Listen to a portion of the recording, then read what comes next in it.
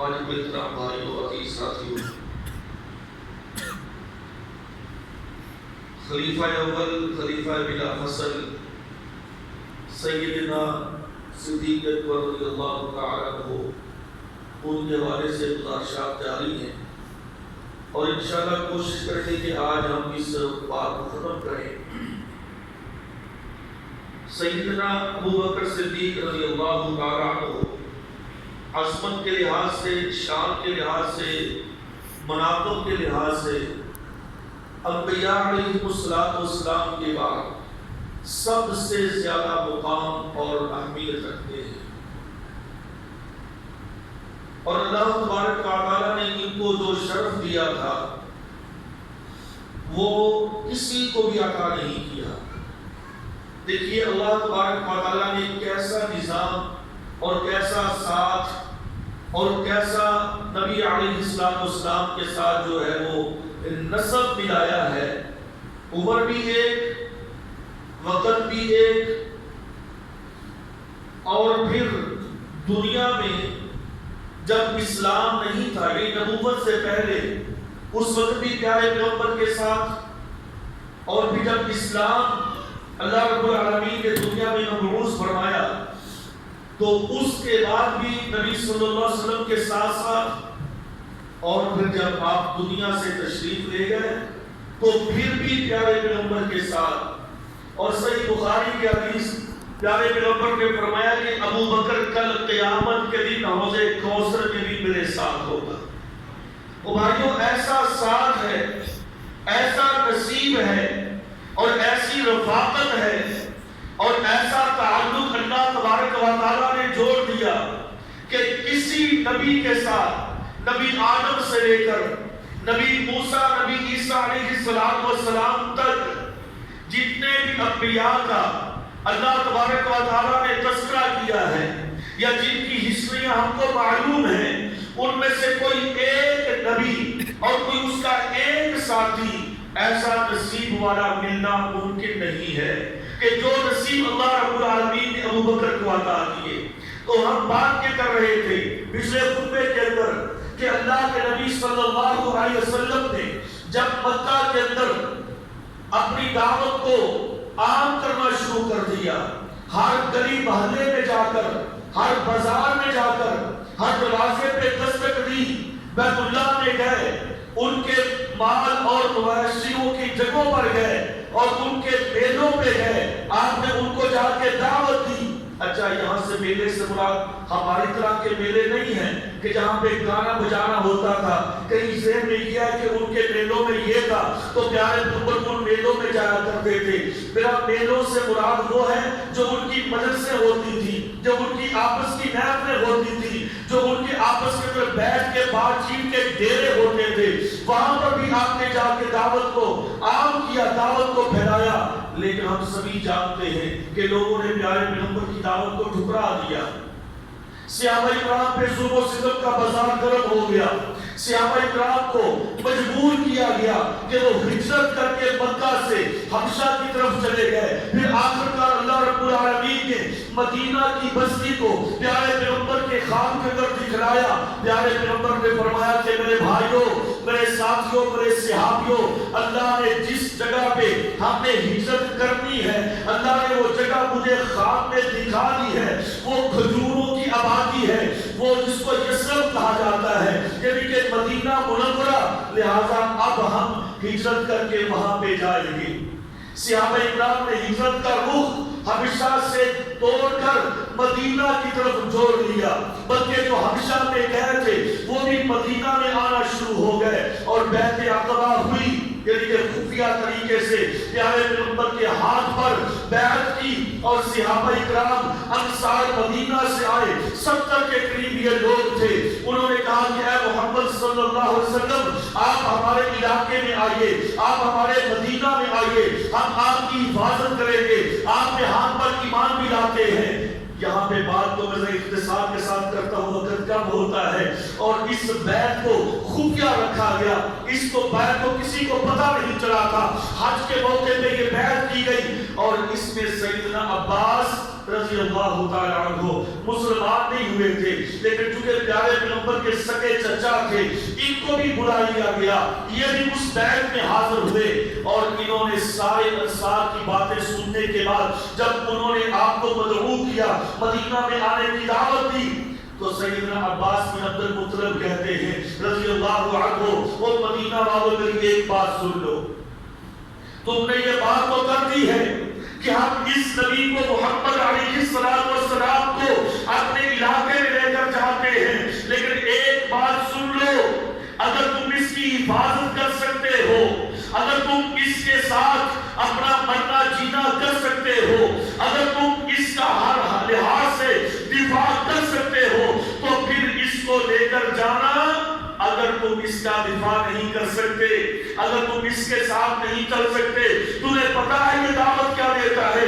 یہ سب سے توڑ کر، یہ سارے لات و منات، یہ عزا حبل، یہ دنیا کے سارے اپنے خود ساختہ جو معبود ہیں، جو بت ہیں، ان سب سے توڑ کر یہ ایک رب کی دعوت دیتا ہے. اگر تم یہ قبول کر سکتے ہو، پوری دنیا کے ساتھ تمہارا ٹاکرا پڑے گا، پوری دنیا سے مقابلہ کرنا پڑے گا، پوری دنیا کی دشمنی مول لینا پڑے گی.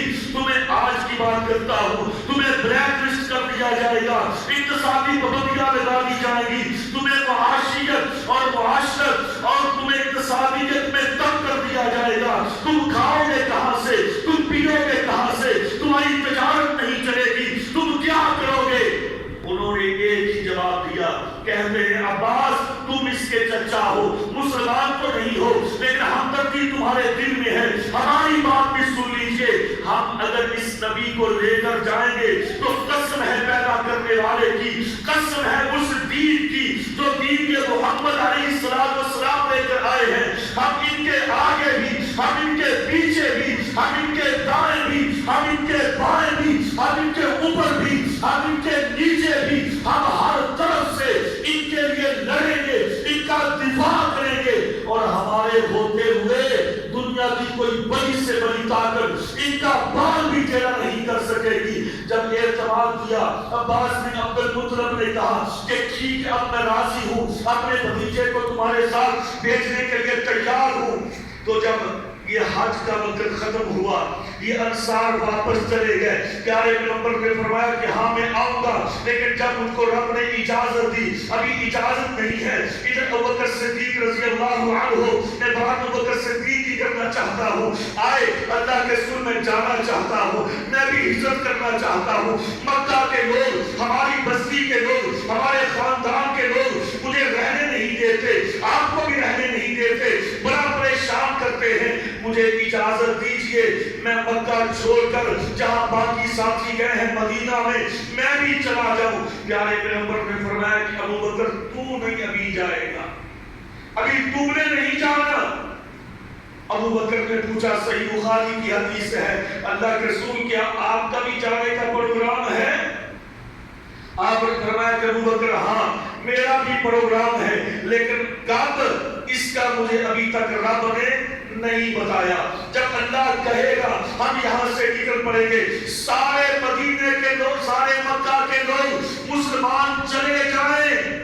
اور میرے بھائیوں ایک بات کہنا چاہتا ہوں، دیکھو کتنے بڑے بڑے عظیم صحابی ہیں. پیارے پیغمبر نے کسی کو نہیں روکا، کہا جاؤ سبھی چلے جاؤ، جس کا دل کرتا ہے چلے جاؤ. لیکن ابوبکر تم نہیں جاؤ گے.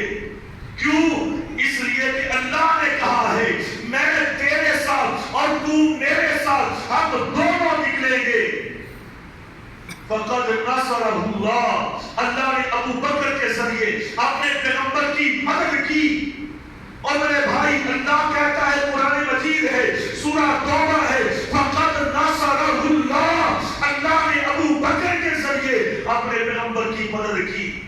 اور پھر ابوبکر سمجھ گئے کہ میرے پیارے پیغمبر میرے ساتھ ہی جائیں گے، ہمیں یار غار بنائیں گے، یار سفر بنائیں گے، سفر کا ساتھی بنائیں گے. ابوبکر صدیق رضی اللہ عنہ بڑے معاملہ فہم انسان تھے. ان کی اگر سیرت کو پڑھا جائے تو اللہ کی قسم اتنے زینت انسان تھے، اتنے دور اندیش تھے.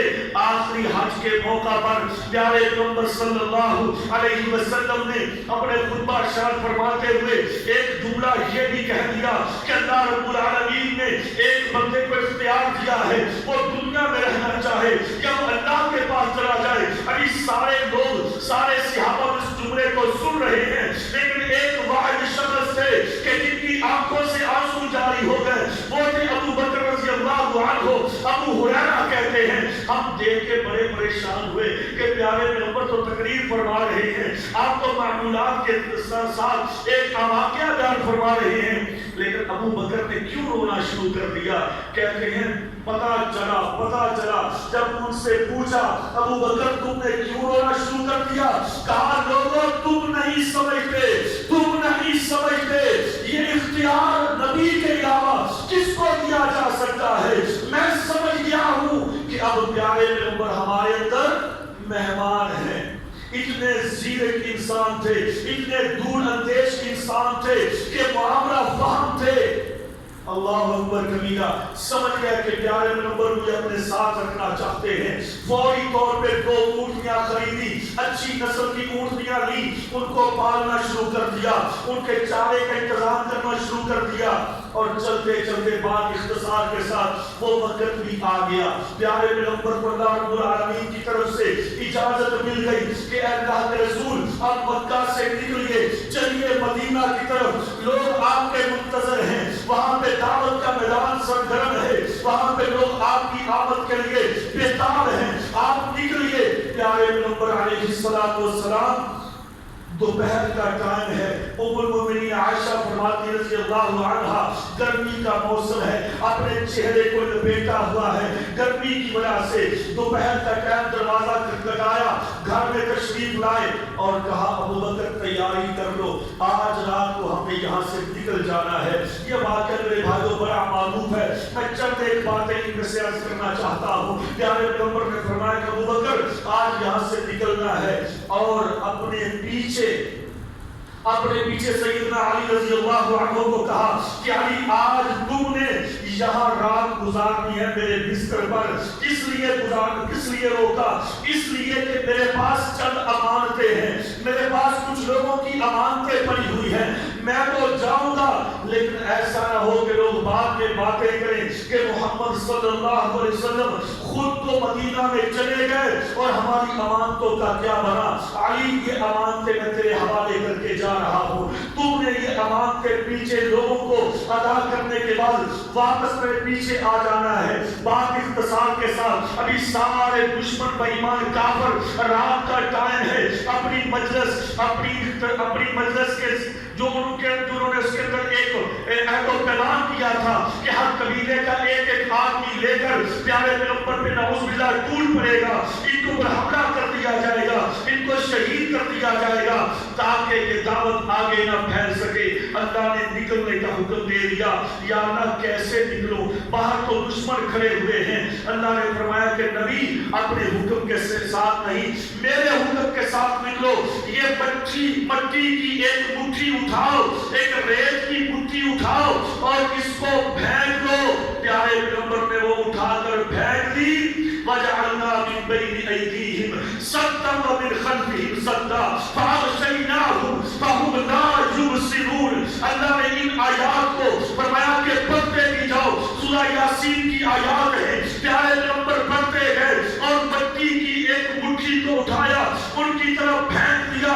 کوئی ایک کافر جو آپ کا دشمن آپ کے دروازے کے باہر کھڑا تھا ایسا نہیں تھا کہ جس کی آنکھوں کے اندر یہ مٹی یا ریت نہ پڑ گئی ہو، سارے اپنی آنکھوں کو مسلتے رہے۔ اللہ رب العالمین نے پیارے پیغمبر کو وہاں سے نکال دیا، اس جب گڈھے سے نکالا پیارے پیغمبر سیدھے کہاں گئے؟ او بھائیوں سوچنے کی بات ہے، سیدھے نبی کہاں پہ گئے؟ ابو بکر کے دروازے پر گئے رضی اللہ عنہ، دستک دی، وہ پہلے سے تیار تھے، دونوں اونٹنیاں باہر نکالی، سوار ہوئے، ہاں چل دی، بلکہ اونٹنیاں نہیں پیدل چل دیے اور آپ صلی اللہ علیہ وسلم بالکل مدینہ کی مخالف سائڈ پہ چلے تاکہ دشمنوں کو پتہ نہ چل سکے ہم کے کدھر کو گئے ہیں۔ آپ مخالف سائڈ پہ گئے اور غار ثور وہاں جو مکہ سے باہر نکل کے سنگلاخ پہاڑوں میں غار ثور ہے وہاں پہ آپ تشریف لے گئے۔ اب صبح ہوئی، یہ جو قاتلین کھڑے تھے یہ جب حملہ کرنے لگے دیکھا اندر تو علی ہیں، پوچھا کدھر گئے پیارے پیغمبر؟ علی فرماتے ہیں مجھے کوئی علم نہیں کہ کہاں گئے۔ بات کہ گالی گلوچ برا بلا کہنے کے بعد واپس اپنے سرداروں کے پاس پلٹے۔ اب مکہ کے اندر ہلچل مچ گئی کہ پیارے پیغمبر محمد صلی اللہ علیہ وسلم، اور دیکھا پتہ کرو بھائی سب سے پہلے اس کا دوست کون ہے؟ ابو بکر، پتہ کرو اس کا وہ کدھر ہے۔ پتہ چلا ابو بکر بھی گھر میں نہیں ہے۔ ابو جہل بے ایمان آتا ہے، گھر کے اندر سیدھا گھس آتا ہے، آ کر پوچھنے لگا ہاں بچیوں بتلاؤ تمہارا باپ کون ہے؟ گھر میں عائشہ رضی اللہ عنہا اور ان کی بڑی بہن اسماء رضی اللہ تعالی عنہا، یہ دونوں بہنیں موجود تھی۔ کہتی ہیں ہمیں نہیں پتا، چلے گئے ہیں لیکن پتا نہیں ہے۔ ابو جہل بدبخت نے زور سے تماچا مارا، بڑی بہن کی اسماء کے کان میں لگا اور کان زخمی ہو گیا۔ کہتی چچا ہمیں نہیں پتا، آپ یہاں سے چلے گئے ہیں۔ باہر کر یہ کافر بے ایمان واپس آئے، ایک مشورہ کیا کہ جو ان کو پکڑ کے لائے گا 100 اونٹ اس کو انعام دیے جائیں گے۔ حاجی دائیں بائیں آگے پیچھے سب نے دوڑنا شروع کر دیا، سارے رستوں کو بند کر دیا، ناکہ بندیاں کر دی، ان کو کہیں جانے نہیں دینا، ان کو پکڑ لینا ہے، اور سبھی لوگ پیچھا کرنے پہ تلے ہوئے ہیں۔ اللہ اکبر کبیرہ۔ پیارے پیغمبر صلی اللہ علیہ وسلم ابو بکر کے ساتھ غار ثور میں 3 دن رہے، 3 دن، اور ان 3 دنوں کے اندر آپ نے کھایا کہاں سے، آپ نے پیا کہاں سے؟ ابو بکر صدیق کا ایک غلام تھا، فہیرہ بن مالک، عامر بن فہیرہ غلام جو بکریاں چراتا تھا، سارا دن بکریاں چراتا رہتا اسی علاقے میں، شام کو غار کے پاس آتا، اسے بتلایا تھا پیارے پیغمبر ابو بکر صدیق ان بکریوں کا دودھ دھو لیتے، پی لیتے، اور اس کے پاس کھانے پینے کی چیز ہوتی اس سے لے لیتے، اور سارا دن اور ساری رات عبد الرحمن بن ابی بکر، ابو بکر کا بیٹا رضی اللہ عنہ، آپ کے پاس رات کو آتا، پہرا دیتا رہتا، صبح طلوع ہونے سے پہلے واپس مکہ میں چلا جاتا۔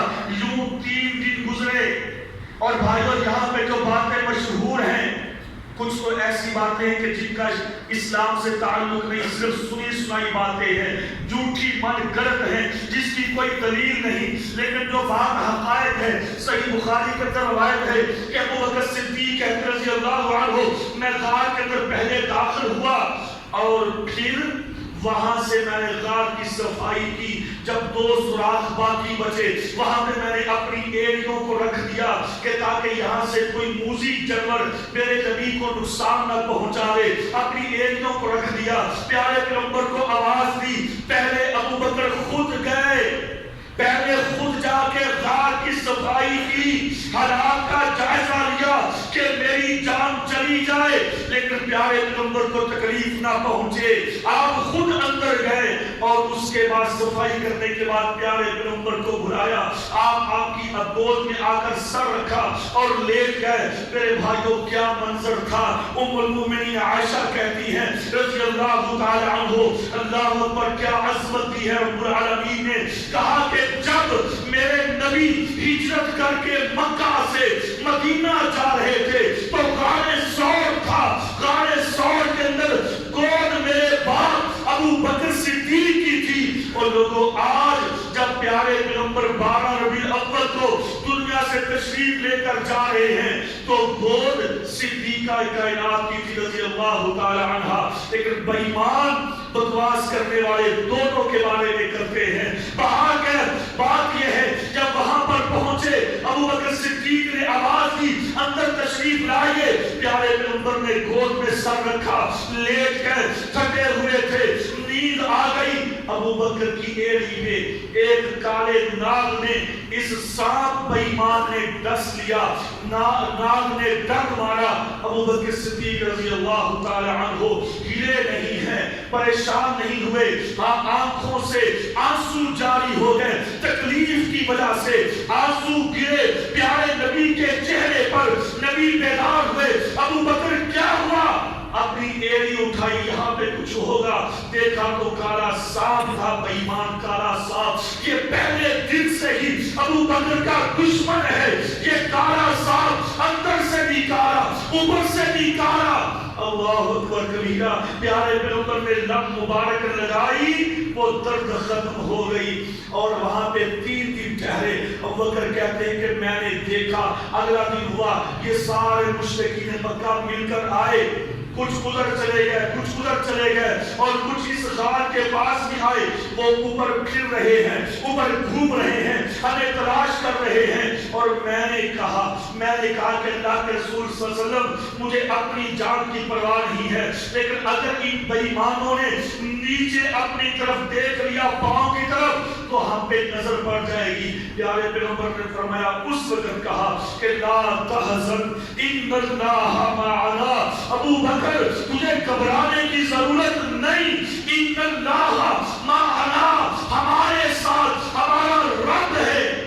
یہاں پہ ایک بات کہوں گا میرے بھائیوں، بنی اسرائیل کی قوم جب فرعون کے چنگل سے نکل کر بھاگی، آگے دریا تھا، دریا کے پاس پہنچ گئی، کہنے لگے کہ نبی موسیٰ تو کیا کریں، تو نے پیچھے فرعون ہے، آگے دریا ہے، تو نے کہاں درمیان میں لا کے بروا دیا، اب کہاں جائیں؟ سیدنا موسیٰ علیہ السلام نے کیا کہا تھا؟ ان اللہ معی ربی۔ حالانکہ نبی ہارون بھی ساتھ تھے، نبی یوشع بن نون بھی ساتھ تھے، اور بھی بڑے بڑے نیک لوگ اس امت کے اندر موجود تھے۔ اللہ کے نبی کا کلام کیا تھا؟ قرآن بیان کرتا ہے، کہا ان اللہ معی ربی، پریشان ہونے کی ضرورت نہیں ہے بنی اسرائیل کے لوگوں، میرے ساتھ میرا رب ہے۔ معیہ، اکیلے کا جملہ بولا، اکیلے کا، کہ میرے ساتھ میرا رب ہے، اور اللہ مجھے کبھی بھی ضائع نہیں کرے گا، اللہ مجھے کوئی رستہ دکھلائے گا۔ اور یہاں پہ پیارے پیغمبر نے کیا فرمایا؟ یہ نہیں کہا ان اللہ معی ربی، میرے ساتھ میرا رب ہے، بلکہ نہیں کہا ابو بکر لا تحزن ان اللہ معنا، گھبرانے کی ضرورت نہیں ہے، تو غم نہ کر، ہمارے ساتھ ہمارا اللہ ہے، ہم اکیلے نہیں ہیں، ہمارے ساتھ ہمارا رب ہے، پروردگار ہے۔ 3 دن کے بعد جب آپ وہاں سے نکلے، اپنے بیٹے کو کہا تھا کہ عبداللہ وہاں پہ وہ عبد الرحمن وہاں پہ اونٹنیاں پہنچا دو۔ اونٹنیاں 3 دن کے بعد پہنچا دی گئی۔ پیارے پیغمبر اور ابو بکر رضی اللہ عنہ دونوں چل پڑے، اور ساتھ وہ غلام بھی عامر بن فہیرہ بھی ساتھ ہے، اور ساتھ ایک اجرت پر یعنی کرائے پہ لیا ہوا قائد عبداللہ بن قریظہ وہ بھی ساتھ ہے۔ آگے آگے چاروں کا قافلہ چل رہا ہے۔ اب 3 دن کے بعد ادھر مکہ میں ابھی تک یہ کھلبلی مچی ہوئی ہے کہ پیارے پیغمبر کہاں پہ چلے گئے، ابو بکر کہاں پہ چلے گئے، جاؤ ڈھونڈ کے لاؤ، 100 اونٹ دیں گے جو ان کو پکڑ کے لائے گا، زندہ یا مردہ۔ سراقہ بن مالک رضی اللہ عنہ یہ بڑا جوان تھا، بڑا جری تھا، بڑا گھڑ سوار تھا، اس نے کہا یہ انعام میں حاصل کر لوں۔ ابھی مسلمان نہیں ہوئے تھے، اپنے گھوڑے پہ ایڑ لگائی، گھوڑے پہ سوار ہوئے، اور چلتے چلتے چاروں طرف ڈھونڈا، اور اس کے ذہن میں یہ بات آئی کیوں نہ ساحلی علاقے کی طرف نکل جاؤں۔ یہ جب وہاں پہ نکلتے ہیں سراقہ بن مالک تو محسوس ہو گیا کہ آگے 4 آدمی جا رہے ہیں، پتہ چل گیا کہ کون کون ہے، تھوڑا سا قریب ہوا، حملہ کرنے والا تھا۔ ابو بکر کہتے ہیں میں نے پیچھے مڑ کے دیکھا، سراقہ گھوڑے کو دوڑاتے ہوئے آ رہا ہے، میں نے کہا اللہ کے رسول سراقہ قریب آ گیا ہے۔ آپ نے فرمایا کہ ابو بکر پریشان ہونے کی ضرورت نہیں ہے، جس رب نے ہمیں رات کی تاریکی میں بے شمار قاتلوں کی موجودگی میں، جن کے ہاتھ میں ننگی تلواریں تھی، رب نے وہاں سے نکالا، پھر غار سے بچایا، وہ رب ہمیں یہاں پر بھی بچائے گا، وہ رب ہمیں تنہا نہیں چھوڑے گا۔ سراقہ بن مالک قریب ہوئے، اور اس کے گھوڑے کے اگلے پاؤں دونوں زمین میں دھنس گئے اور وہ خود گر گیا، اور تھوڑی دیر کے بعد اس کا گھوڑا نکلا، پھر وہ سوار ہوا۔ آپ سفر آگے کافی کر چکے تھے، اس نے پھر پیچھا کیا، پھر اس کے گھوڑے کے پاؤں اس کے اندر پھنس گئے زمین کے اندر، پھر یہ گرا، اور تیسری مرتبہ جب اس نے پھر دوبارہ حملہ کیا تو اب اس کا پاؤں، اس کے گھوڑے کے پاؤں زیادہ ہی پھنس گئے۔ کہتا ہے 3 دفعہ حملہ کر لیا، اب میں نے اپنے تیر سے فال بھی لے لی، یعنی کہ اپنے تیر سے فال بھی نکال کے دیکھ رہا تھا کہ میں کام کروں کہ نہ کروں۔ اس کا تیر اس کو منع کر رہا تھا، لیکن یہ پھر بھی لالچ انعام کا کہ میں انعام حاصل کر لوں گا۔ تیسری مرتبہ کہتا ہے کہ محمد صلی اللہ علیہ وسلم میں اب آپ پہ حملہ نہیں کروں گا، مجھے امان دیجئے اور میں آپ سے وعدہ کرتا ہوں جو بھی آپ مجھے کہیں گے شرط میں آپ کی مانوں گا، مجھے واپس جانے دیجئے، دعا کر دیجئے میرے گھوڑے کے پاؤں باہر نکل آئے۔ پیارے پیغمبر نے دعا کی، گھوڑے کے پاؤں باہر نکل آئے، اور آپ نے اس وقت یہ بات کہی تھی، آپ نے کہا سراقہ وہ کیسا منظر ہوگا، آج میں تجھے پناہ لکھ کے دے رہا ہوں، ایک بات ہے کہ تو نے اب ادھر کسی کو نہیں آنے دینا، جو بھی راستے میں ملے گا اس کو تو نے روکنا ہے۔ اور کہا کہ سراقہ ابھی تو ہمارا پیچھا کر رہا تھا، ہمیں قتل کرنے کی سازش لے کر آیا ہے، وہ کیسا منظر ہوگا، وہ کیسا وقت ہوگا کہ جب تیرے ہاتھوں میں ایران کے بادشاہ کسرا کے سونے کے کنگن پہنائے جائیں گے۔ سراقہ کہتے ہیں کہ میں یہ بات اس وقت سنی اور بڑا ہکا پکا رہ گیا کہ یہ محمد صلی اللہ علیہ وسلم کیسی بات کر رہے ہیں۔ کہا ایران جو سپر پاور ہے اور اس کا بادشاہ کسرا اور اس کے سونے کے کنگن میرے ہاتھوں میں، یہ کیسے ہو سکتا ہے؟ لیکن کہتا چونکہ ایمان نہیں تھا، ذہن نے تسلیم نہیں کیا، لیکن ایک بات کو بار بار دل قبول کر رہا تھا کہ محمد علیہ السلام کی زبان سے آج تک نکلنے والا ایک جملہ بھی کبھی جھوٹا نہیں ہوا۔ اور کہتا کش میں واپس آ رہا تھا تو راستے میں ایک آدمی ملا، اس نے کہا میں نے پوچھا کدھر جا رہے ہو؟ کہتا ہے کہ ابو بکر بھاگ گیا ہے اور محمد صلی اللہ علیہ وسلم بھاگے ہیں ان کا پیچھا کرنے کے لیے۔ کہتا ہے ادھر سے میں دیکھ آیا ہوں، ادھر کوئی بھی نہیں ہے، تو کسی اور راستے کی طرف چلا جا۔ 2 دن اور بھی سوار ملے، ان کو بھی واپس بھیج دیا۔ ابو بکر رضی اللہ عنہ میرے بھائیوں پیارے پیغمبر علیہ السلام کو وہاں سے لے کر نکلے، بعد اختصار کے ساتھ مدینہ تشریف لائے۔ 3 دن کے بعد یہ 10 دنوں کا سفر تھا، 10 دنوں میں پیارے پیغمبر پیدل چلے، سواری پہ چلے، ابو بکر ساتھ تھے اور مدینہ پہنچے۔ مدینہ پہنچنے کے بعد سب سے پہلا آپ نے بڑاؤ قباء میں کیا، آج جو مسجد قباء ہے اس کو تعمیر کیا۔ اس کے بعد پھر آپ مدینہ آگے شہر میں چلے گئے۔ تو میں عرض کر رہا ہوں آج اسی مدینے کے والی سیدنا ابو بکر ہیں رضی اللہ تعالیٰ عنہ۔ میں نے وہ پچھلے خطبے کے اندر ابو بکر کی بیعت کا حوال بیان کر دیا تھا، تو آپ اسی مدینے کے والی ہیں۔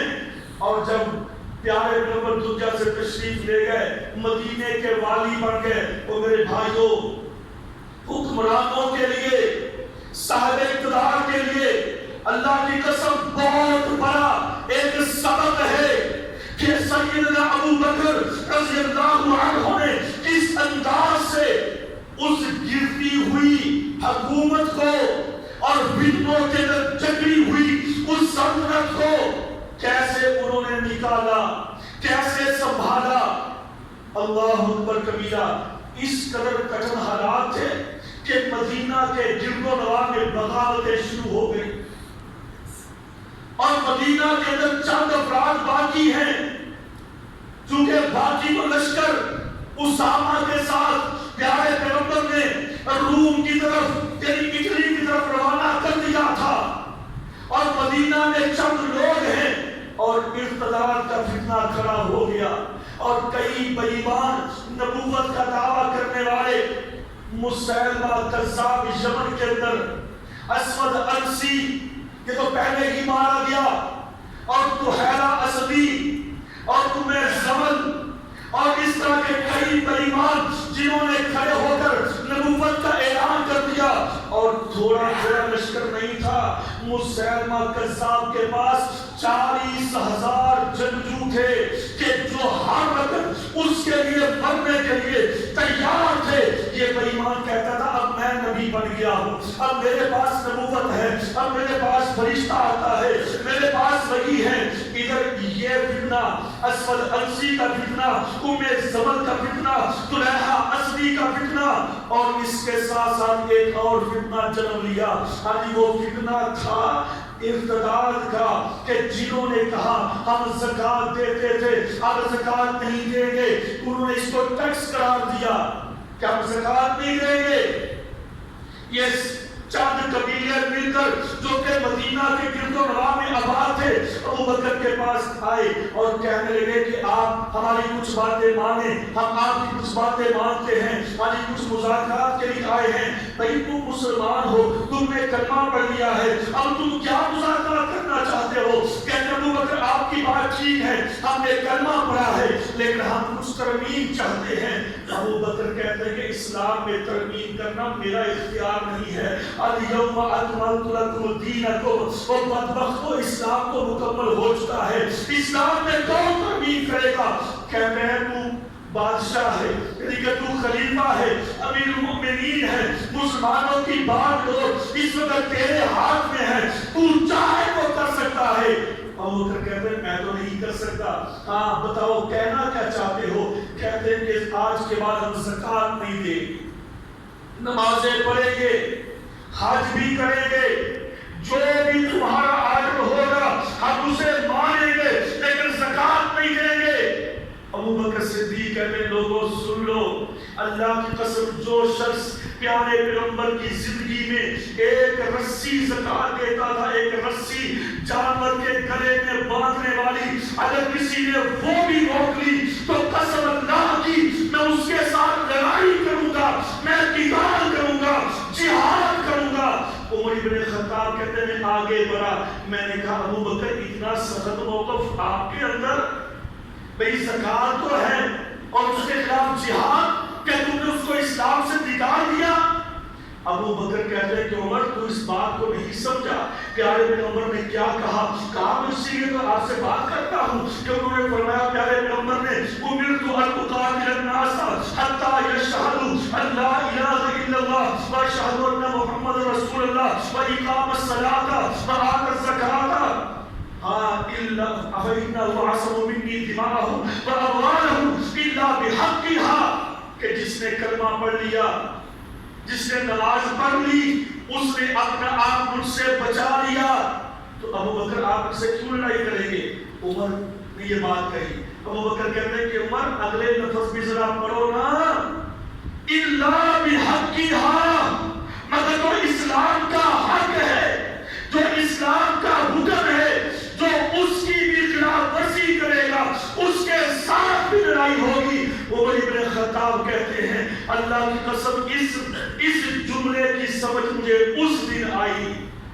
ابو بکر نے پھر لڑائی کی, جہاد کیا اور خود نکل کے جہاد کیا, اور مدینہ میں اپنا نائب اسامہ بن زید یہ بھی 2 ماہ 10 دن کے بعد روم کو شکست دے کر واپس آ چکے تھے, اور ان کو اپنا نائب مقرر کیا اور خود میدان جہاد میں چل کر. اور میرے بھائیوں تاریخ اس بات کی گواہ ہے, حدیث اس بات کی گواہ ہے, خود صحابہ اکرام نے جنہوں نے ابو بکر کو روکا اس میں سر فہرست سیدنا علی تھے رضی اللہ تعالی عنہ.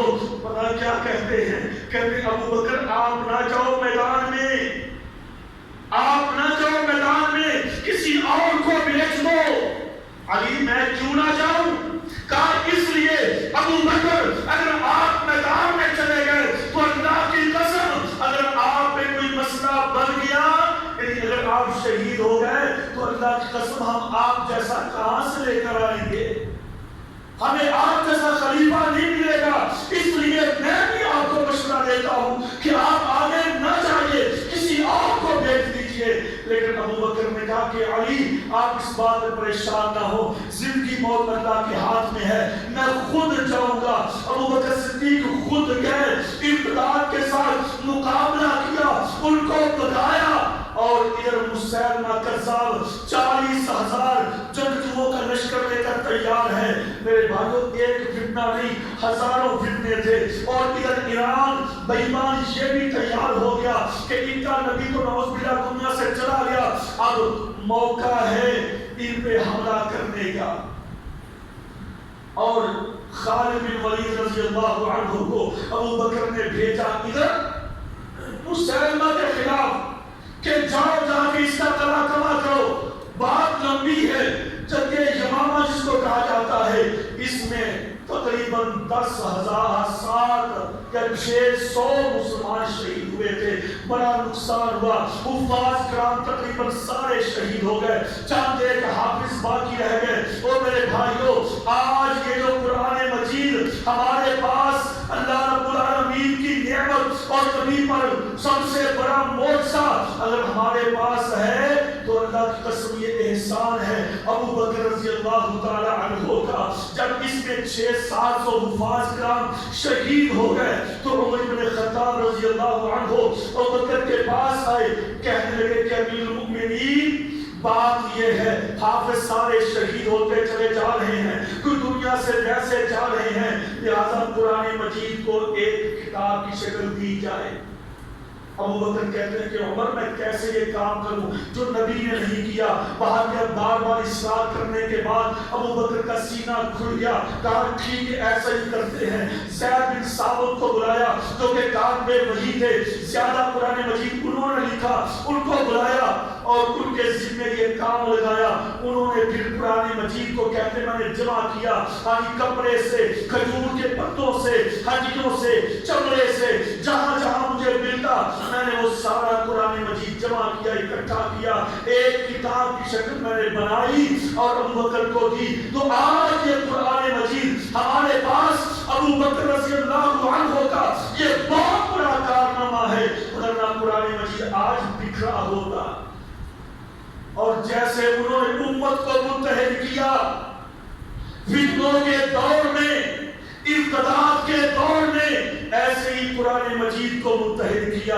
اور یہ دو بڑے احسان ہیں۔ ان کے آخر کار مسیلمہ کذاب بے ایمان بھی مارا گیا، وہ بھی قتل ہو گیا۔ اس کے بعد صدیق اکبر رضی اللہ عنہ نے اب یہ شام کی طرف لشکر کو بھیج دیا، اور بھیجا کس کو؟ یزید بن ابو سفیان کو، امیر معاویہ کا سگا بھائی ہے، امیر معاویہ کا سگا بھائی اور بڑا بھائی ہے، ابو سفیان کا بیٹا ہے۔ اس کو لشکر دے کر بھیجا کہ جاؤ شام کی طرف، اور پھر اس نے ایسے کارنامے دکھائے کہ شام کو فتح کر دیا۔ میرے بھائیوں باتیں لمبی ہیں، آگے چلیں گے تو باہر کا سیدنا ابو بکر صدیق رضی اللہ تعالی عنہ آخر میں 22 جمادی الثانی 13 ہجری کو اللہ تبارک و تعالیٰ کے پاس پہنچ گئے، اور آپ کی قبر مبارک بھی پیارے پیغمبر کے ساتھ بنائی گئی۔ تو بات وہی ہے میرے بھائیوں کہ اللہ نے آپ کو اسلام سے پہلے بھی ساتھ رکھا، اسلام کے بعد بھی ساتھ رکھا، غار میں بھی ساتھ رکھا، سفر و حج میں بھی ساتھ رکھا، اور قبر میں بھی ساتھ رکھا۔ اور پیارے پیغمبر نے فرمایا کل حوض کوثر میں بھی صدیق میرے ساتھ ہوں گے رضی اللہ تعالی عنہ۔ اللہ ان پہ کروڑوں رحمتیں برسائے، وما علیہ الا البلاغ۔